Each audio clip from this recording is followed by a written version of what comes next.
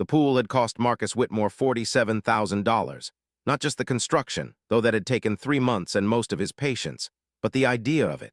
The perfect rectangle of crystalline water, 17 by 35 feet, surrounded by Italian pavers and drought-resistant landscaping that had taken the landscape architect 6 weeks to perfect. The solar heating system was state-of-the-art. The filtration was German-engineered. The pH balance was monitored by sensors connected to his phone. He'd spent 2 years planning this. 2 years of Pinterest boards, contractor interviews, and careful financial maneuvering to make sure every penny was right. The pool was his meditation, his investment, his proof that at 43 years old, divorced and childless by choice, he'd built something real and tangible in a world that felt increasingly abstract. The neighborhood had been quiet, peaceful. The cul-de-sac backed onto the foothills, houses spread generously with half-acre lots. His immediate neighbors were a retired couple on the left, the Hendersons, sweet and quiet, who waved at him on Sunday mornings, and an empty lot on the right that had been vacant for the 8 months he'd lived here. That changed on a Tuesday in June. The moving truck arrived around 9 a.m. Marcus was in his home office, staring at architectural renderings for a client's commercial space, trying to focus on the monotony of a strip mall design when he heard it. The mechanical whine of the truck's backup beeper, the shouting of movers, the sound of a voice, female, sharp, insistent, calling out orders like a military general. He didn't look at first. He told himself it was none of his business. But around 11 a.m., he walked outside to inspect a small leak in the pool's circulation pump, and he saw them. The family, if you could call it that, was a study in chaos. The mother was a woman in her mid-40s with an aggressively cut blonde bob, wearing an overpriced athletic outfit that suggested she'd just come from or was about to go to yoga. She had the build of someone who'd invested heavily in keeping her body the same as it was at 30, the kind of muscle definition that came from discipline and probably spite. Her face had the particular arrangement of features that made perpetual displeasure seem like a default setting. Thin lips, eyes that narrowed when making a point, a forehead that rarely wrinkled because she'd either had Botox or had simply never worried about anything genuinely. Behind her came the children. 2 of them, both under 12, both wearing the expensive casual wear of kids whose mothers browsed high-end children's retailers. Patagonia, Arc'teryx, brand names that served as a kind of uniform for upper-middle-class parenting. The older child, a boy maybe 10, was already holding his phone. The younger, a girl of around 8, had the particular kind of whine in her voice that suggested she'd perfected the art of complaint. "Mom, I'm hot," the girl was saying. "We're unpacking, Brittany. Unpack first, complain second." A man emerged from the truck, carrying a box. He was tall, soft in a way that suggested he'd once been athletic and had gracefully surrendered to the demands of middle age. He wore a blank expression that Marcus would come to recognize as the face of a man who had learned not to argue. The woman, who would introduce herself the next day as Karen Mitchell, gestured at the house with a kind of dismissive wave that suggested she'd already judged it and found it adequate. "The house is fine. The pool situation is what concerns me." This last comment made Marcus pause. Pool situation. He watched as Karen and her children walked to the fence line between the 2 properties. The fence was 6 feet tall, as required by the HOA, but chain link, which meant you could see through it. Karen's hand went to the fence, and she peered through it directly at Marcus's pool. Her eyes went wide. Her expression shifted from annoyance to something that looked like discovery. "Oh my God," she said, loud enough for him to hear. "Oh my God, look at this." Her children came running. The boy, who introduced himself as Ethan, immediately started calculating dimensions. "That's at least Olympic size, Mom, maybe bigger." "It's beautiful," said Brittany, pressing her face against the fence. Karen's lips curved into a smile that, in retrospect, Marcus would remember as the moment everything started to go wrong. "We'll have to get to know them," Karen said, still staring at the pool. "This is the kind of thing that's perfect for community building." The next day, around 2 p.m., she came over, just walked through his front gate, which he hadn't locked because he'd lived in neighborhoods where people didn't lock gates, and rang the doorbell. Marcus was painting a watercolor in his home office, something he did on weekends to unwind, and he was annoyed at the interruption. He opened the door to find her standing there in a linen dress, hair perfect, smile bright. "Hi," she said, extending her hand. "I'm Karen Mitchell. We just moved in next door.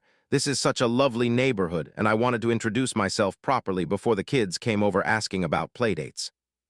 Marcus shook her hand. It was cool, dry, businesslike. Marcus Whitmore, welcome to the neighborhood.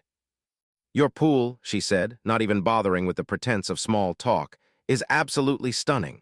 Ethan has been asking about swimming lessons, and I've been looking for a good community pool, but this, she gestured vaguely backward, as if she could see through his house to the backyard.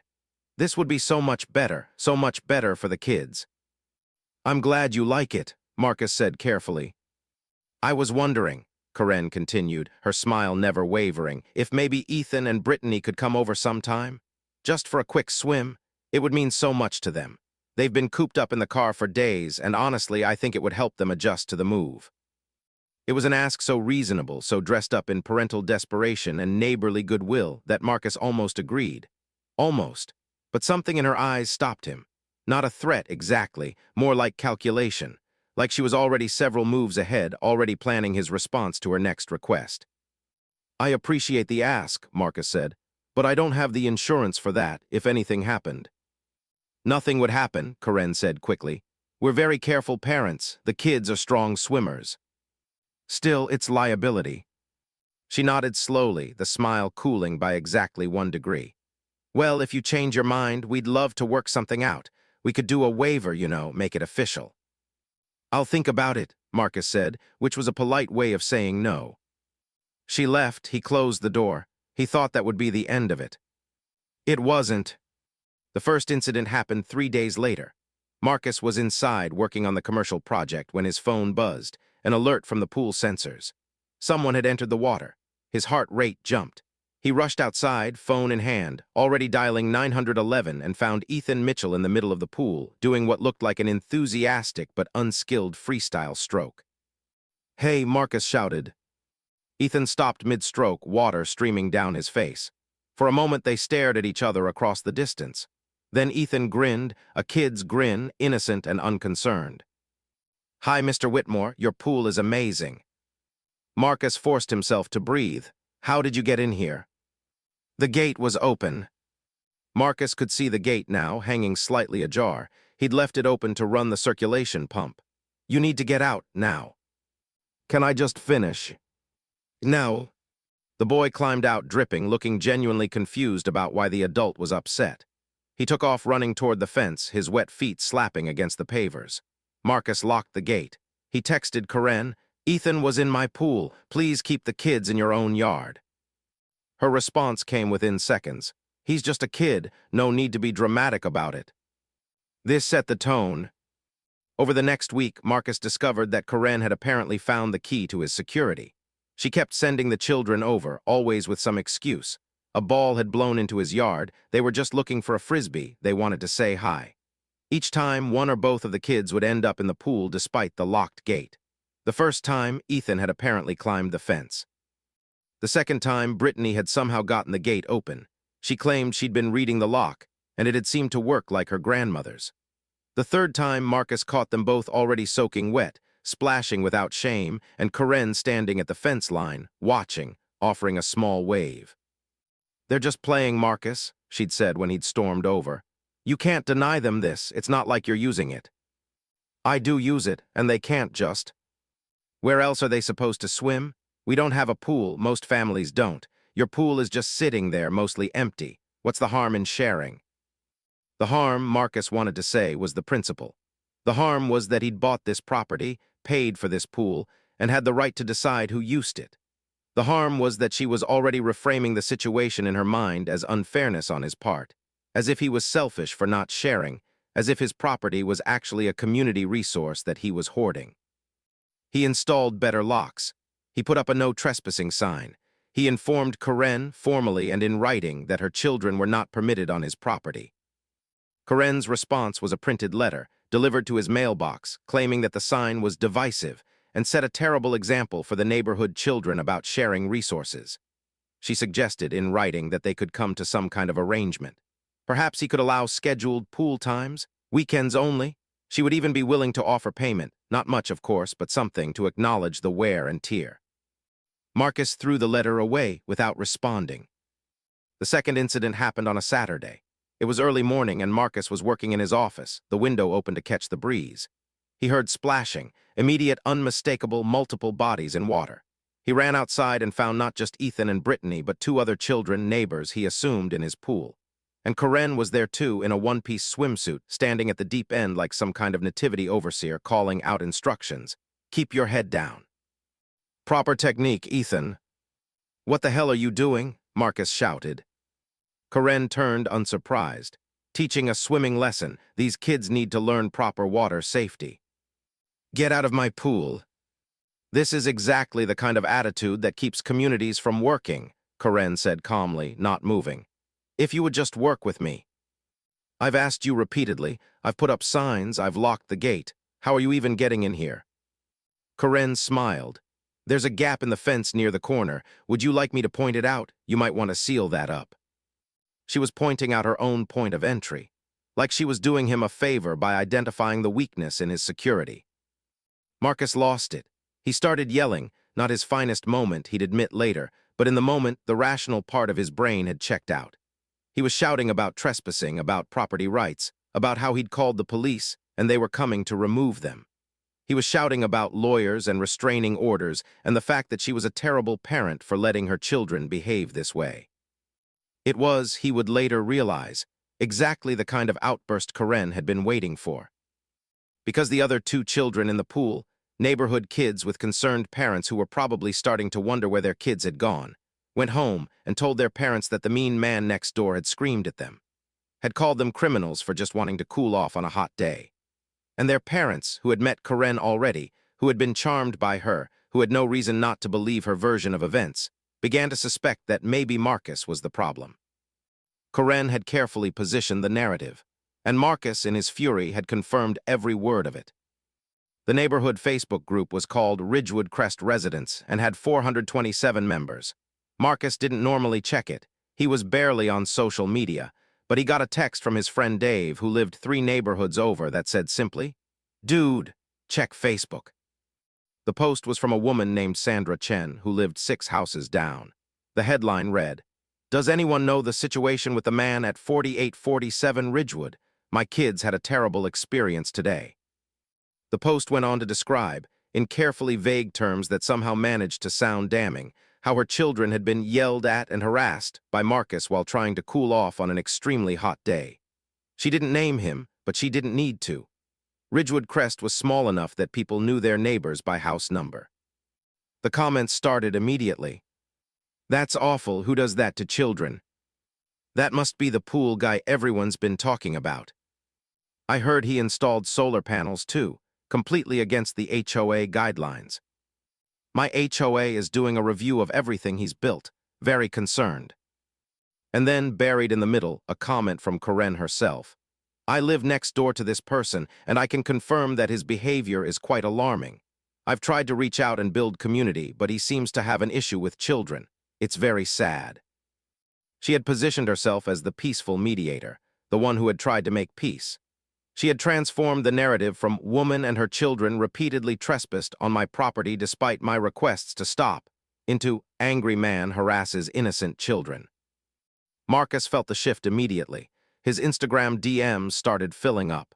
A neighbor he'd waved to once, maybe met at a HOA meeting, messaged him, "Hey, just heard some concerning things about you. Want to clear the air?" The Hendersons, his elderly neighbors on the left, stopped waving. When he saw Mr. Henderson getting his mail the next day, the man gave him a look that suggested he was now housing a potential serial killer. The HOA sent him a letter about the solar panels. Apparently, there had been a complaint about their color not matching the aesthetic guidelines of the community. It was a minor violation, nothing serious, but it had been filed. The letter asked him to submit documents and attend a meeting. Then Karen filed a police report. Marcus got the phone call from the non-emergency line. An officer was calling to discuss a harassment complaint filed by Karen Mitchell. She was claiming that Marcus had verbally threatened her and her children on multiple occasions. She had documentation, the letter he'd sent, photos of the no trespassing sign, which apparently now counted as evidence of intimidation. The officer was polite but businesslike. There was nothing to charge him with, not really, but they wanted to document the complaint. They'd need his side of the story. Marcus felt his stomach drop. This was the moment he realized how badly he'd miscalculated. He'd been thinking of this as a simple property dispute, but Karen had reframed it as child endangerment. The officer, reading from the complaint form, mentioned aggressive behavior, intimidating tone, and verbal threats of legal action.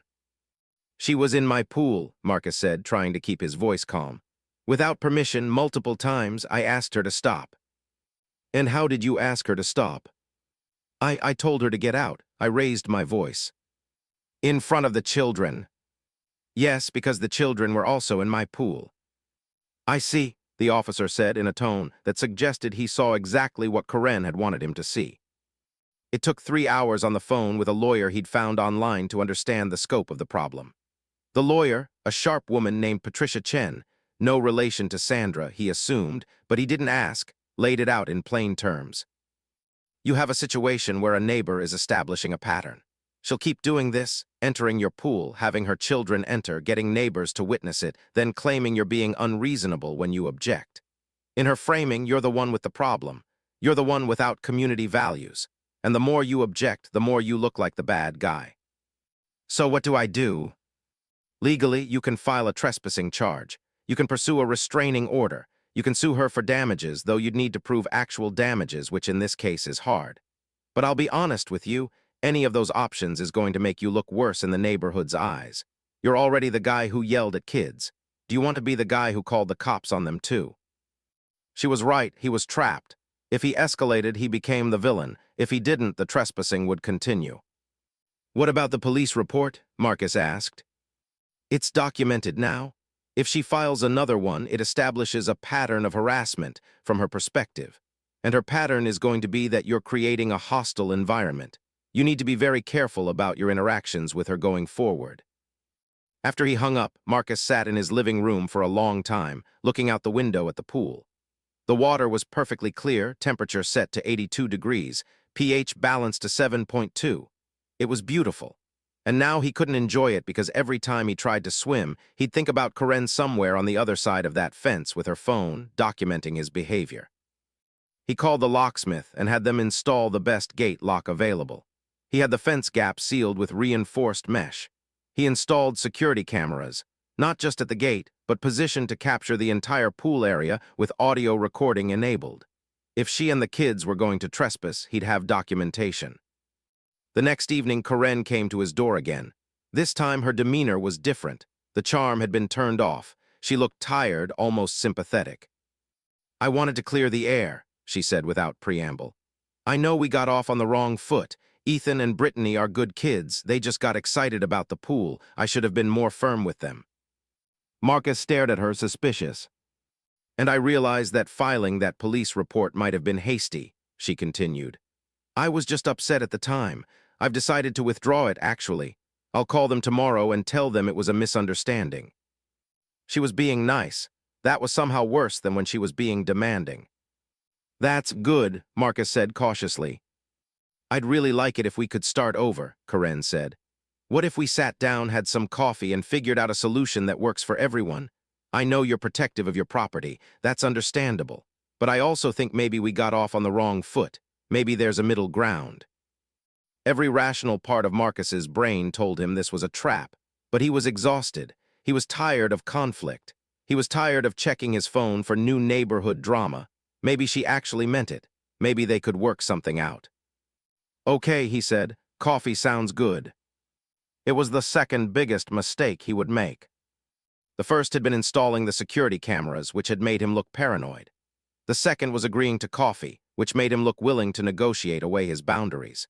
Because the coffee meeting, which happened on Saturday morning at the cafe downtown, was somehow observed by 3 different neighbors, who each reported back to the neighborhood Facebook group that they'd seen him with Karen, and that they'd looked very friendly. "Maybe he's not so bad after all," one comment read. "People are probably just misunderstanding him," said another. "I'm sure it's all just a big misunderstanding," Karen had written in a follow-up post, immediately after mentioning she was meeting with him. "I really think Marcus just didn't understand how much Ethan and Brittany love the water. I'm optimistic that we can work something out."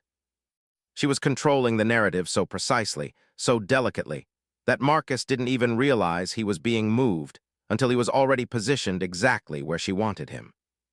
3 days after the coffee meeting, Marcus found a formal proposal in his mailbox. Karen had typed it up officially, like a contract. It outlined a community pool sharing agreement with specific terms. Ethan and Brittany would be allowed pool access on Saturdays and Sundays, from 10 a.m. to 2 p.m. Karen would pay him $50 per month for maintenance and utilities. In exchange, Marcus would agree not to install additional security measures or further restrict access. Both parties would commit to cordial and respectful interaction. It was written in such reasonable language.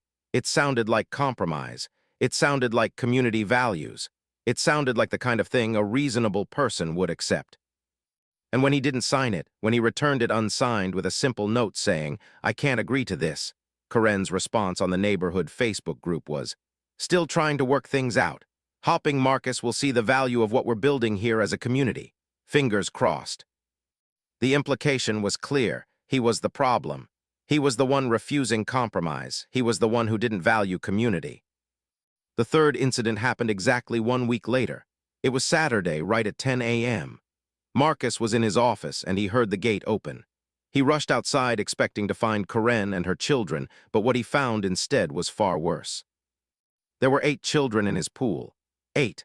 Different ages, different families, all from the neighborhood. And on his patio, standing as if she owned it, was Karen, with a pitcher of lemonade and a plate of cookies. "I hope you don't mind," she called out, seeing his face. "I decided to extend the invitation to a few families. It's so hot and the pool is just the perfect size for a playdate. You don't mind, do you? We're just trying to build community." Marcus couldn't speak. He physically could not form words. "These families have been so welcoming to me," Karen continued, her voice bright and innocent. "I wanted to return the favor. I know you said no to the original proposal, but I really thought you'd see the value of this once you saw the kids having so much fun."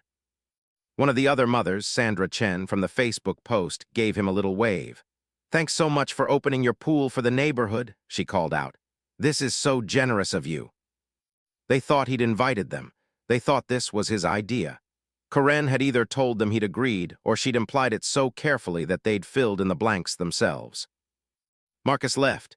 He got in his car and drove to a parking lot overlooking the city, where he sat for an hour and tried to figure out what to do next. Because now it wasn't just Karen anymore. It was the neighborhood. It was community standards. It was the narrative that had already been written. Marcus Whitmore had a beautiful pool, and Marcus Whitmore was a selfish person for not sharing it. When he returned home, the pool was empty. But his patio had a trail of wet footprints, and there was a thank you note left on his door in Karen's handwriting. "Thank you so much for today. The kids had the most wonderful time. This is exactly the kind of community spirit we need. Ethan and Brittany are so grateful. We're planning to make this a weekly thing. See you next Saturday." Marcus called his lawyer.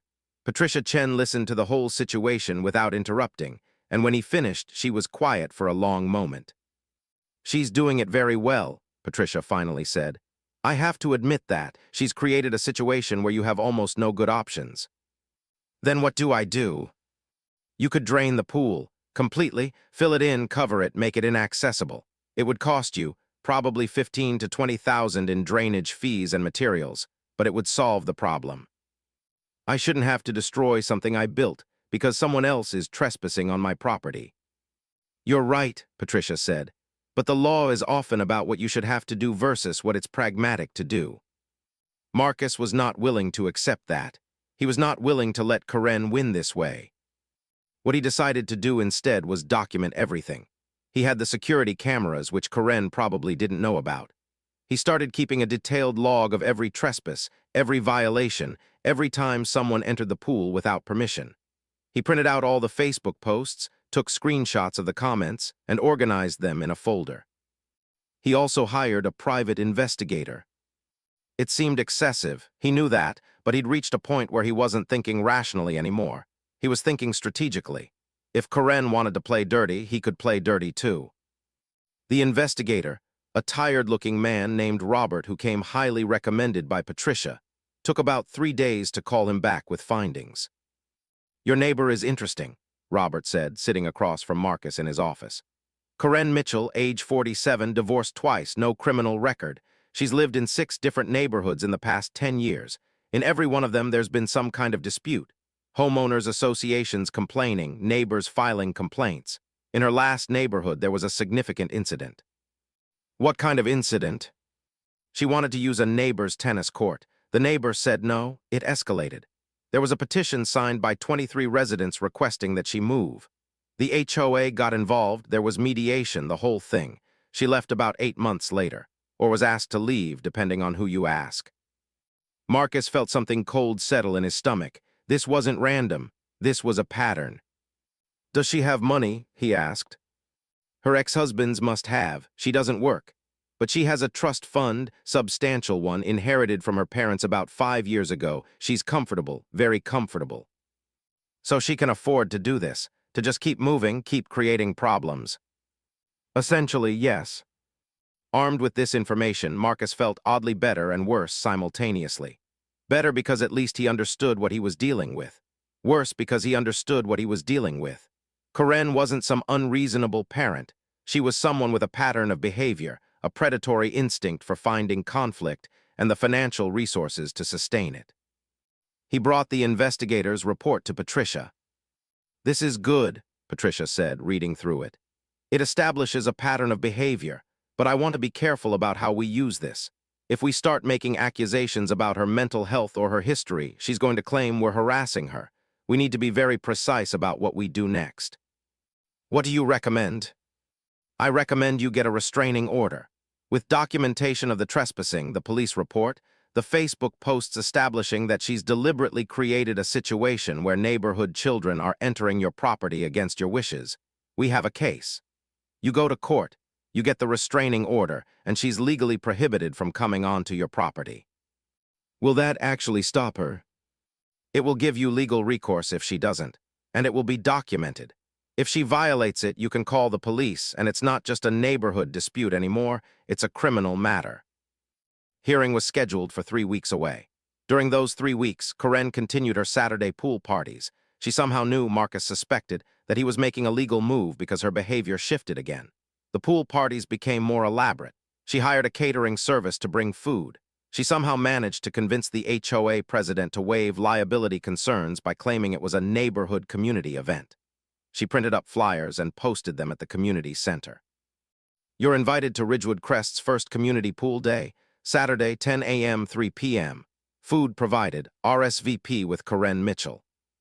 There was no mention of Marcus, but his address was on the flyer. The first official community pool day happened the Saturday before his restraining order hearing. 43 people showed up. 43.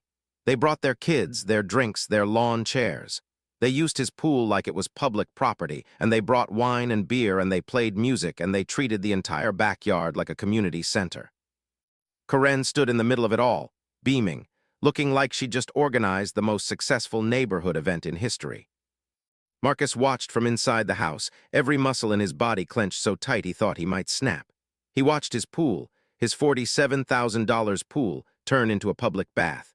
He watched the water change color as the chemicals got overwhelmed by the volume of bodies.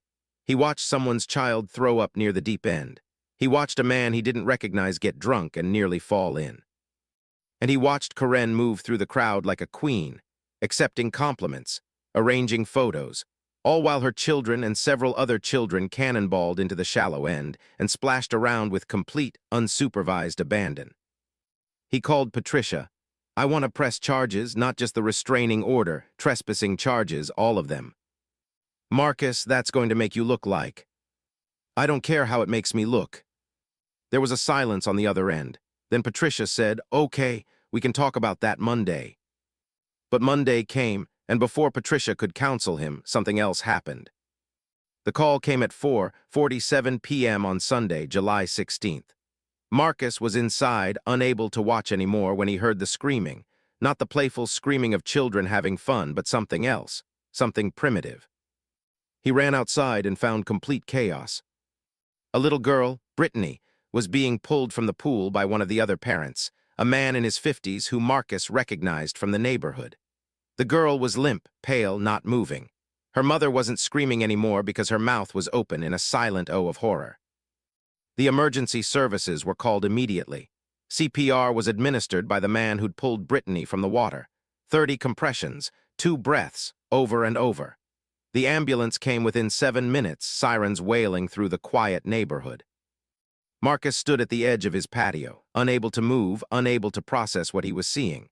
One of the other mothers, Sandra Chen, the one who'd left that first damning Facebook post, was crying, holding her own daughter close to her chest, asking over and over if she was okay.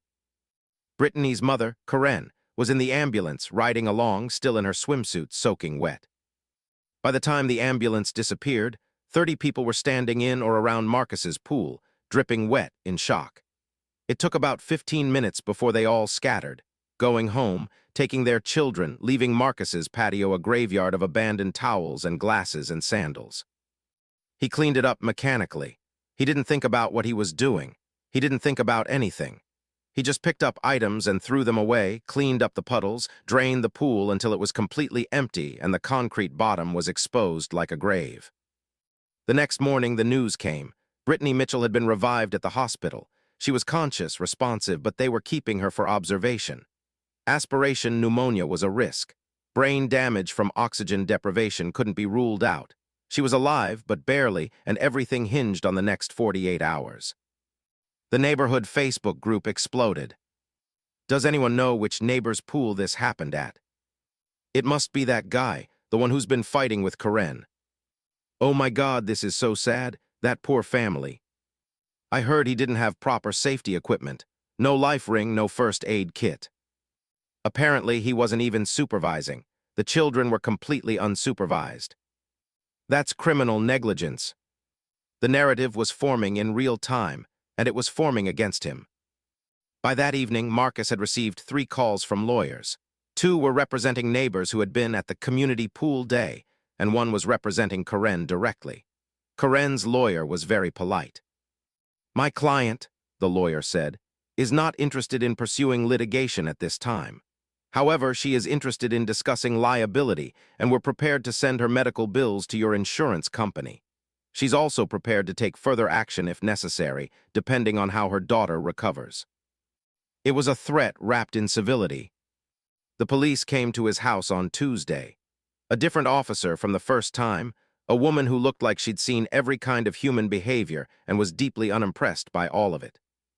I need to ask you about the incident on Sunday, she said once they were inside. I understand you have security cameras. Yes, Marcus said, in the backyard. I'd like to see the footage from that day. Marcus pulled it up. The footage was crystal clear. It showed Brittany playing, splashing, jumping in and out. It showed her swimming in the shallow end, showing off, doing a handstand. It showed her gradually drifting toward the deep end, where the water was dark and the depth marker said 8 feet. And then it showed her falling, or slipping. She tried to jump from the diving board, which Marcus had warned Karen about, had marked as dangerous for small children, and she'd come down hard on the edge of the board instead of the water. Her feet had gone up, her body had rotated, and she'd entered the water on her back with force. The footage showed her going under. It showed her coming back up briefly, her mouth opening as if to call for help. It showed her going under again. It showed almost 30 seconds pass before anyone noticed. It showed the man Marcus didn't know jumping in and pulling her out. The officer watched it all silently. Then she said, "Did you attempt rescue?" I was inside. You didn't hear anything. I heard screaming, but there had been screaming all day. Children screaming, playing, I didn't know. You didn't think to check? No, Marcus said quietly. The officer leaned back. Your pool, your property, your responsibility. I didn't invite them, Marcus said. They came without permission. I'd been trying to stop this for weeks. That's why I have the cameras. Show me the previous trespasses. He pulled up the footage. The camera dates documented months of intrusion. Karen and her children climbing the fence, jumping in. Other neighborhood children entering the pool. Karen teaching swimming lessons. The various incidents, all time-stamped, all recorded. The officer watched it all. When she was done, she said, "You have a lawyer." Yes. Call them. The family is talking about pressing charges. I'd suggest you be prepared for that. She left. Marcus was alone with the security footage playing on repeat, watching Brittany Mitchell drown in high definition. He called Patricia.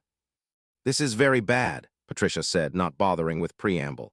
You have liability here, Marcus. You had knowledge of the trespassing. You documented it. The fact that you documented it but didn't take additional action to prevent future access makes you look negligent. You could have drained the pool. You could have secured the gate better.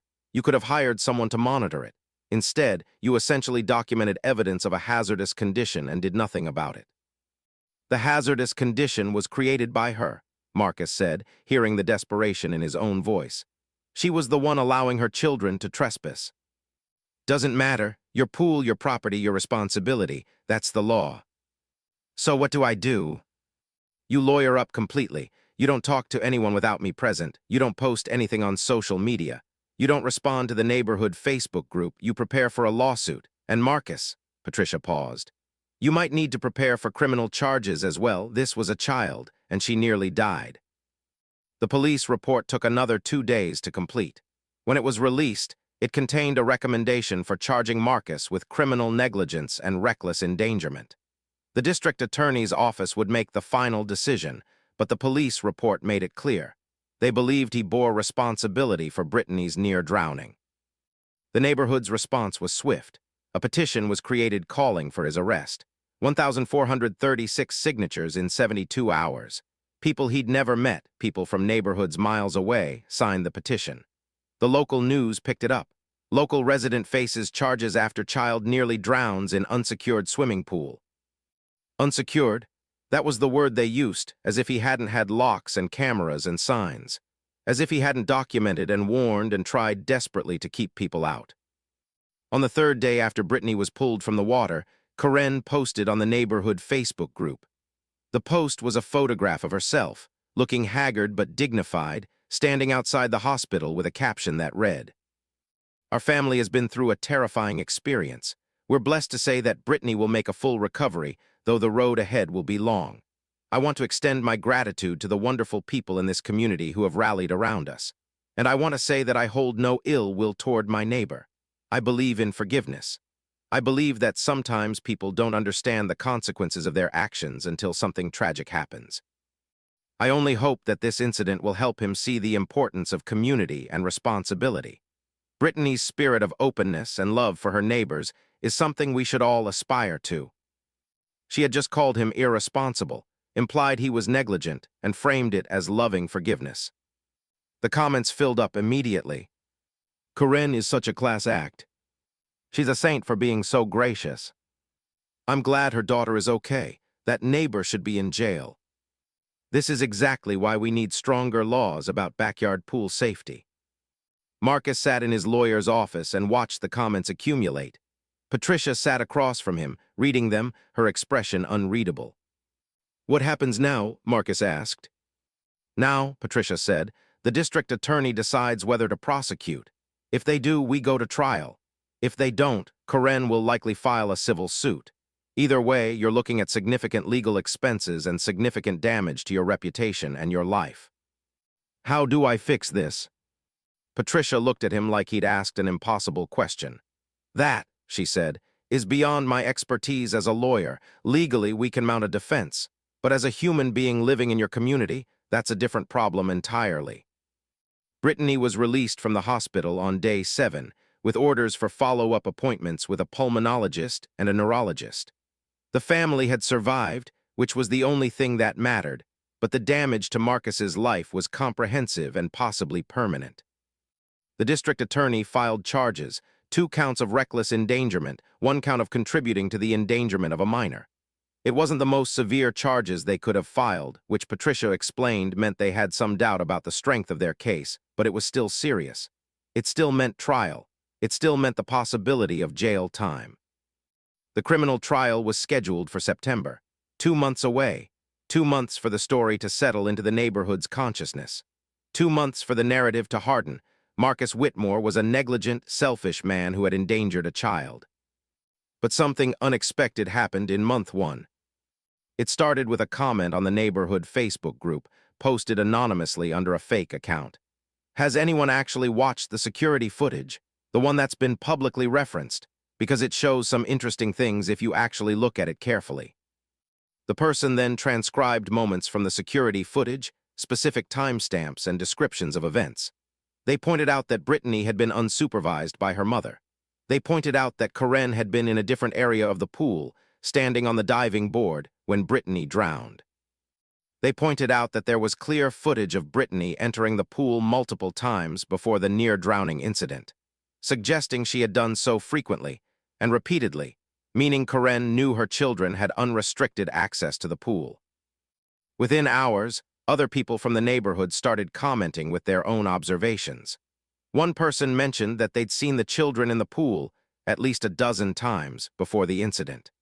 Another said they'd been to the community pool days but had been uncomfortable with the lack of supervision and had considered calling the police themselves. A third commenter, a woman named Jennifer Martinez, posted something that shifted everything. "I'm the one who pulled Brittany out of the water. I was at the pool party that day, and I want to say publicly that this was not the neighbor's fault. The child's mother was not supervising. There were 43 people at that pool party, and not a single one of us had been asked to help with lifeguarding duties. The mother was standing on the diving board posing for pictures, not watching her children. I have 3 kids of my own, and I would never let them go to someone else's home and then not supervise them closely. This situation is a tragedy, but it's not criminal negligence on the neighbor's part." Jennifer Martinez, it turned out, was a lawsuit expert. She worked for a firm that handled personal injury cases. She also lived in the neighborhood, and apparently what had bothered her most about the situation was the narrative, not the incident itself. "The narrative has been crafted," Jennifer wrote in a follow-up comment, "by someone who deliberately kept trespassing despite being asked to stop. I'm not saying the neighbor is perfect, but I am saying that if you look at the facts objectively, the responsibility here is more complicated than people want to admit." Karen's response was swift. She filed a police report against Jennifer for defamation. The report didn't go anywhere. Defamation is a civil matter, not criminal, and besides, everything Jennifer had said was either opinion or directly supported by the security footage, but it had the intended effect. It positioned Karen as under attack. It made her look like the victim of a harassment campaign. Except Jennifer wasn't alone. The man who'd pulled Brittany from the water, his name was David Huang, gave an interview to a local news station. He described in careful detail what he'd witnessed.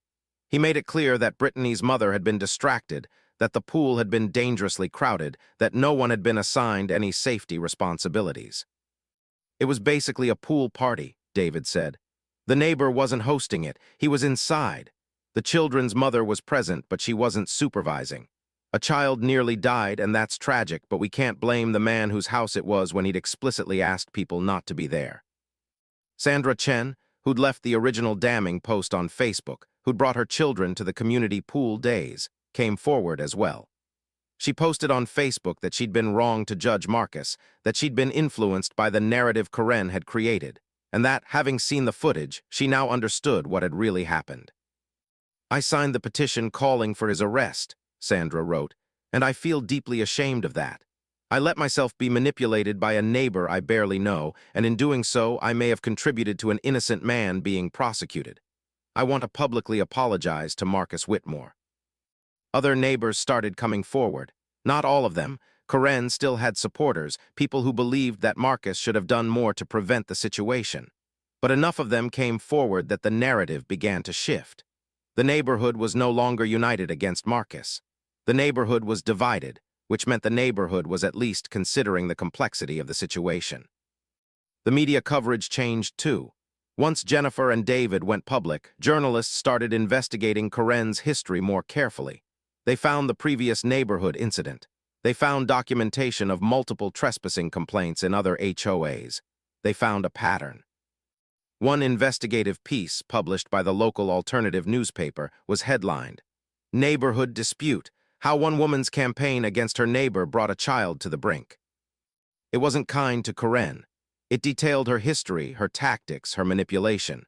It interviewed the previous neighbors. It painted a picture not of a desperate mother fighting for her children's right to swim, but of a woman with a pattern of conflict and a talent for narrative control. Karen's lawyer immediately threatened to sue for libel. The newspaper's lawyer stood firm. Meanwhile, the district attorney's case was falling apart. The footage that had seemed damning, showing an unsupervised pool, now looked different in context. It showed a child accessing the pool despite security measures. It showed a mother who wasn't supervising her own children. It showed an incident that was tragic but not necessarily preventable by the property owner. A week before the trial was scheduled to begin, the district attorney's office dropped all charges. The statement was brief. After reviewing the evidence and receiving additional information from witnesses, the state has determined that there is insufficient evidence of criminal negligence to pursue charges at this time. Marcus read the statement and felt nothing. He expected to feel relief, but instead, he just felt hollow. The charges being dropped didn't undo the narrative. It didn't undo the petition or the news coverage or the knowledge that his neighbors had believed he was capable of endangering a child. It didn't give him back his summer or his peace of mind or his ability to enjoy his pool. He called Patricia. "What about a countersuit? For defamation, harassment, whatever I can bring." "You could," Patricia said carefully. "You'd probably win, actually. The evidence is there. We could get a damages award, but it would cost you money, time, and it would keep this in the public eye for another 6 months to a year. Is that what you want?" Marcus didn't know what he wanted anymore. What happened instead was that KARENS left. She put the house on the market 2 weeks after the charges were dropped. She didn't post about it on the neighborhood Facebook group. She didn't announce it or explain her departure. She simply listed the house, and 2 weeks later it was sold. She left in early September, the moving truck arriving on a Tuesday afternoon, the same day of the week she'd arrived. Marcus was in his home office when he heard it. He didn't watch her leave. He didn't go outside to see her go. He just listened to the mechanical sounds of departure, the beeping of the truck's backup sensors, the finality of a chapter closing. But it wasn't over, because in the months after KARENS left, Marcus discovered that the damage to his reputation was permanent. The neighborhood, once divided, seemed to have settled into an uneasy détente. Some people avoided him. Some people had apologized, but the apologies felt obligatory. Some people didn't seem to have really believed him at all and were just tired of the drama. He sold the pool, not by draining it or destroying it, but by selling the entire house. He couldn't enjoy it anymore. Every time he looked at the water, he thought about Brittany's mouth opening in silent cry. He thought about the moment he'd first seen the gate hanging open, about the moment KARENS had smiled at him through the chain-link fence. He found a buyer 3 months later, a family with young children who didn't seem to care about the history. They paid asking price. They didn't ask questions. And on a gray day in November, Marcus loaded his car with the essential items and left the house he'd spent 2 years planning, the pool he'd spent weeks perfecting, and the neighborhood that had decided in the end that he was not quite innocent, not quite guilty, but not quite trustworthy either. The new house was in a different neighborhood 30 miles away. It was smaller, built in 1987 with a generic backyard and a vinyl fence. There was no pool. There would never be another pool. Marcus spent the first 3 months there not thinking. He worked. He painted watercolors that he threw away.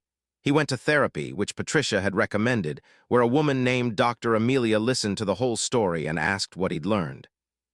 "That people are monsters," Marcus said, not entirely joking.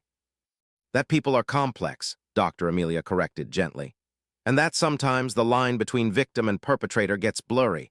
That person, KARENS, she had her own damage. She'd been divorced twice. She'd been forced to leave neighborhoods before. She was probably searching for community and security in the way that damaged people do. That doesn't excuse her behavior, but it might explain it. She nearly killed a child. She did something reckless and negligent, yes, but did she intend for anything to happen to her daughter? No. Did she understand the consequences of her actions? Probably not until it was too late. That doesn't absolve her of responsibility, but it might mean that the anger you carry isn't proportional to what you can actually control." Marcus didn't believe her, or maybe he believed her and didn't want to accept it. The anger felt like the only true thing left. But in February, 7 months after he'd left the house, he got a letter. It came to his new address. He had no idea how KARENS had found it, and the handwriting on the envelope was KARENS. He almost threw it away. He stood over the trash can for a full minute, holding the letter, knowing that whatever was inside was going to be an attempt at manipulation. That KARENS was incapable of genuine feeling, genuine apology. That she was probably writing to set up some new narrative where she was suffering, and he was responsible for her suffering. He opened it anyway. The letter was handwritten, 8 pages long, and started without preamble. I don't expect you to forgive me or even to finish reading this.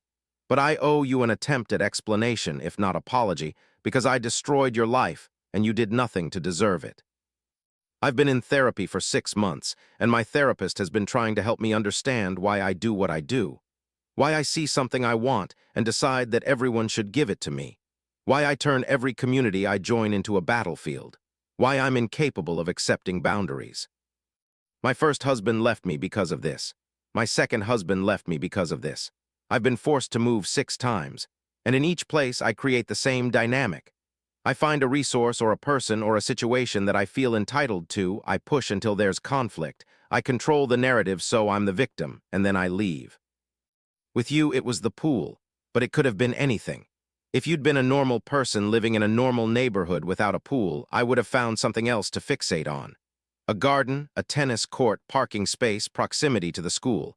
The object doesn't matter. What matters is the narrative I create around it. My therapist helped me understand that this comes from my childhood. My parents were financially comfortable but emotionally withholding. They gave me things but not themselves. And somewhere along the way, I developed the belief that if something belonged to someone else, it must be better than what I had. That if I could just have access to what they had, I would be whole. But I would never be whole. Access wasn't the point. Control was, and when I couldn't control the pool, I could at least control the narrative around it. I could make the neighborhood believe that I was the reasonable one, that you were the problem. I could be the victim. And then Brittany nearly died. I'm not going to tell you about how I felt when she went under because my feelings are not the point. The point is that, for the first time, the thing I wanted actually had real consequences. For the first time, my narrative wasn't just manipulation. It was dangerous. When the news coverage shifted, when people started questioning what actually happened, I realized something. I had created a situation where a child nearly died, and I was trying to manipulate the narrative about it.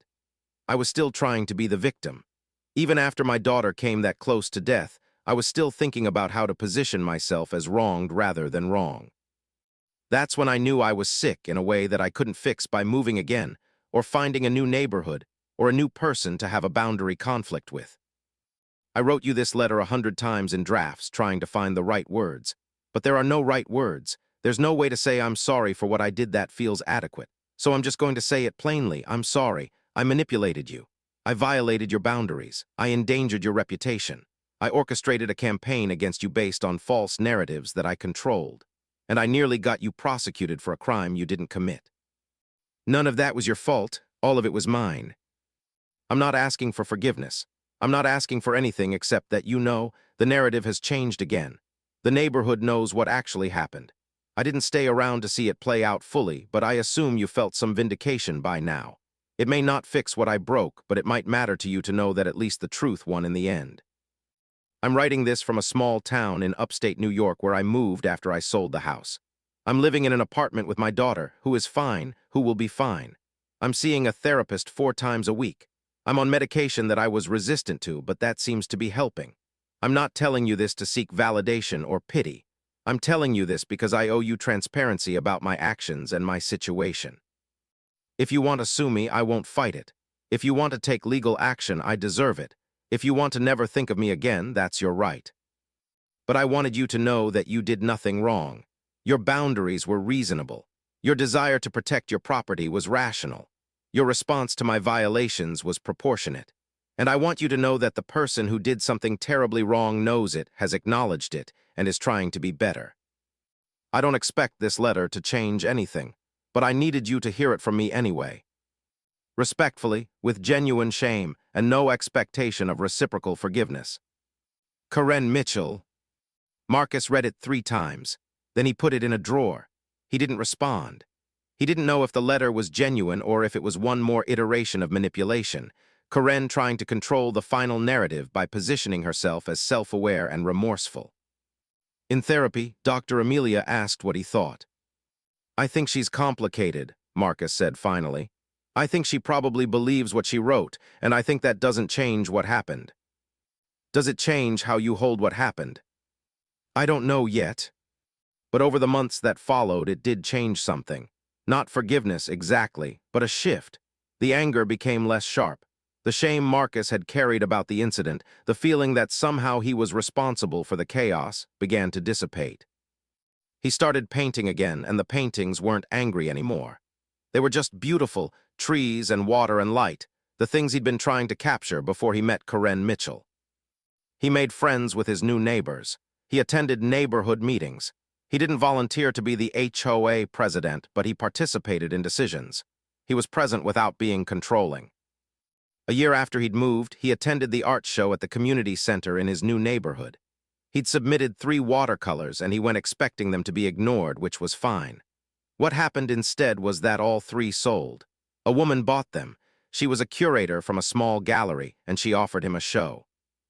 "I love these," she said, looking at his work.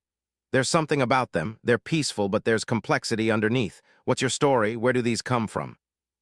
And Marcus told her, not the whole story, not about KARENS or the pool or any of it, but a shortened version. "I learned that sometimes the most beautiful things can be destroyed by conflict, and sometimes you have to learn to build something new instead of fighting to save what you lost." The show was successful, not life-changing, but good enough that he could see a different trajectory for himself, a quieter life, a life defined by creation instead of conflict. He received one more letter from KARENS, 2 years after the first, addressed to him at his original address and forwarded to him. This one was much shorter. "I saw your name in a gallery show announcement. Congratulations, I hope you're happy. I hope the pool house is good to its new owners. I hope you're building something better. I'm still in therapy, I'm still medicated. I have a job now, nonprofit work, helping families navigate community disputes and conflict resolution. It seemed appropriate, given my history of creating them. I'm not forgetting what I did, but I'm trying to live in a way that honors what I learned from it. Take care of yourself. KARENS." Marcus read this one and felt something shift. It was possible, he realized, that KARENS wasn't a villain. Possible that she was a person with damage and patterns and poor coping mechanisms who had done real harm and was trying to atone for it. Possible that 2 things could be true simultaneously. She had violated him, and she had learned from it. He wrote her back a brief note. "Thank you for the letters. I wish you well. I hope your daughter is fully recovered. I hope you continue to do the work." He didn't sign it with warmth, but he signed it with honesty. And then he put the letters away. They weren't part of his story anymore. They were just evidence that sometimes the worst things that happen to us teach us things we needed to know. Years later, long after he'd built his new life, Marcus was at a gallery opening when he ran into David Huang, the man who'd pulled Brittany from the water. David was there with his wife, and he recognized Marcus immediately. "Hey," David said, shaking his hand. "Good to see you. I'm glad that all worked out." "Thank you for speaking up," Marcus said. "I mean it, you didn't have to do that." "I did have to," David said, "because the truth mattered, because I couldn't sit by and watch an innocent person get destroyed by a narrative I knew was false." They talked for a while, and David mentioned that he'd heard KARENS had eventually left the town, moved somewhere else to start over again. That she'd been through divorce number 3. That she was apparently doing better but had continued to struggle with relationships. "Some people never learn," David said. "Maybe," Marcus said. "Or maybe some people learn but can't ever fully change the patterns. Either way, I've stopped thinking about her life. I'm too focused on my own." And that was true. By then, Marcus had stopped checking the neighborhood Facebook group of his old community. He had no idea what had happened to the rest of the people involved. He didn't know if Sandra Chen still felt bad about signing the petition. He didn't know if Jennifer Martinez had continued her legal practice or if the Hendersons had moved away. The story of KARENS Mitchell and the pool had released him from its grip, the way a river releases whatever it has carried downstream. He was past it, which didn't mean he was unaffected by it, but rather that the effect had been integrated into his life rather than defining his life. He never built another pool. Sometimes he thought about it, he had the money, the space, but he never did. Some things once lost shouldn't be rebuilt. Some lessons once learned don't need reinforcement. Instead, he built a small water garden. A meditation fountain, really, just a gentle circle of stone with water recirculating through it. He sat beside it in the mornings with his coffee and watched the light move through the water, the way it changed everything it touched, and then moved on. He thought about KARENS sometimes, not with anger anymore, but with a kind of sad recognition. They had been two incomplete people who had intersected at exactly the wrong moment. If they'd met differently in different circumstances, they might have been kind to each other. But they hadn't met differently. And so instead of kindness, they'd created a situation that had nearly destroyed them both, had nearly killed an innocent child, and had left scars on an entire neighborhood. The moral of the story, if there was one, wasn't that Karen was a villain or that Marcus was a victim. The moral was that community requires boundaries, and boundaries require enforcement, and enforcement creates conflict, and conflict requires the kind of communication and vulnerability that most people aren't trained to do. It was a hard lesson. It had cost him everything he'd built, but in some strange way it had also freed him to build something better. 5 years after Marcus left the neighborhood, an article appeared in a national magazine about community disputes and how they escalate. It used several case studies, including, anonymously, the story of Marcus and Karen. The writer had interviewed both of them. Karen had agreed to participate. Marcus had initially refused but eventually consented. And the article was a nuanced exploration of how two reasonable people could enter into an unreasonable conflict, how narrative could be weaponized, and how difficult it was to recover from that kind of violation. The article ended with Marcus's words, "I don't forgive what she did, but I understand that she was broken in a way that made it hard for her to see me as a person with rights rather than as someone with a resource she wanted. And I had to forgive myself for not seeing that pattern sooner. That's the real lesson, not that she was bad, but that we all carry the potential to become the villain in someone else's story. The only protection against that is consciousness, and kindness, and the willingness to see the humanity in the people who hurt us." Karen, in her interview, had said something similar but different. "I spent years thinking everyone else was the problem. It took nearly killing my daughter to realize I was the common denominator. I was the variable that never changed. And once I understood that, I had to make a choice. Keep moving to new neighborhoods, new communities, or actually do the work of changing myself. I chose to change. It's the hardest thing I've ever done. And I know that doesn't fix what I did to him, or to the neighborhood, or to the people in all the other places I've lived. But it's the only thing I have to offer." The article was titled, "The Pool: How One Dispute Taught Two People About Boundaries and Broken Narratives." Years later, Marcus would run across that article in his archives and reread it. And he would think about how strange it was to see his own story told by someone else, filtered through someone else's lens, packaged into a narrative that was both true and false, both his experience and someone else's interpretation of his experience. He would think about Karen, wherever she was, and hope that she was continuing the work. He would think about Brittany, who would be in high school by now, who probably didn't remember much about nearly drowning, who had been given the gift of survival, and would hopefully use it more consciously than most people use their lives. He would think about the pool that someone else owned now, that had been filled with some other family's happiness, some other family's conflict, some other family's story. And he would go back to his water garden and sit with his coffee, and understand that the most important story he had to tell wasn't about Karen Mitchell or neighborhood conflict, or the loss of a beautiful thing. The most important story was the one he wrote every day with his choices, his boundaries, his willingness to see complexity in others without losing his sense of self.